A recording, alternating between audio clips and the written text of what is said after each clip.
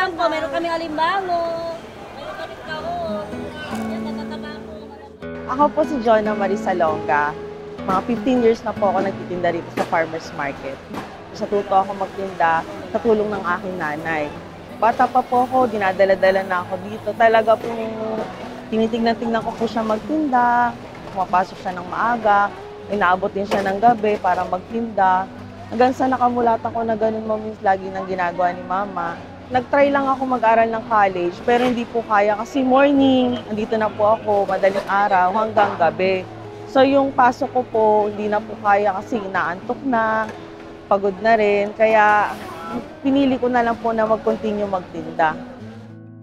Marami kami, mga alimango, yan yung one of the bestseller namin, ma'am. Mga sugpo, hipon, pusit, halos ma'am lahat po mabilis sa amin. Marami talaga supply ng seafoods. Meron kaming Rojas, Pampanga, Bataan, Bulacan, Iloilo.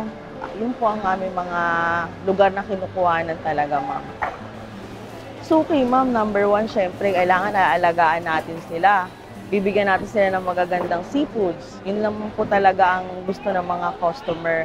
Syempre po, yung pag-aasikaso mo rin po sa kanila. Bumibili sila araw-araw, bumabalik dito, nagbo-walk-in, tumatawa, gano'n na po sila katiwala sa akin.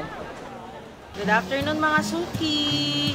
Yan, meron tayong mga bagong dating na lobster, buhay na buhay mga suki sa mga nag-aabang po ng ating lobster ngayon. Ayan.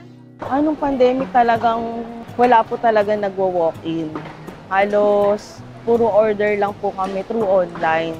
Ganun pa rin naman po yung sistema kasi kami po yung talagang kailangan ng mga tao, yung pagkain. So, hindi po siya talaga nagbago, yung mabili pa rin po siya. Pagka sa online, ma'am, may order na talaga sila, ma'am, na ayusin na namin. Maganda rin po yung nakikita ko po sa mga Facebook, maganda po yung nagla-live selling sila, marami po nagmamine, marami po talagang namimili din. Nakitry po ako, ma'am, at okay naman po siya. Napaka-importante po talaga ng palengke. Kasi po, syempre, yung mga tao, gusto po nila mamimili ng personal. Saka yun po talaga yung number one na kailangan talaga ng tao. Yung mga pagkain na seafoods, mga karne na nabibili talaga sa palengke, ma'am. Ganun na rin po yung pagmamahal namin sa pagtitinda. Dahil dito rin po talaga kami kumukuha ng pang-araw-araw namin na pangkabuhayan. Nakakatuwa po yung marami kang benta sa araw-araw. Siyempre, maganda yung kita mo po pagka ganun, ma'am. Mas malaki po yung kinikita kaysa po yung namamasukan po. Kahit po pagod at puyat, masaya po. Parang gusto ko po yung ginagawa kong trabaho.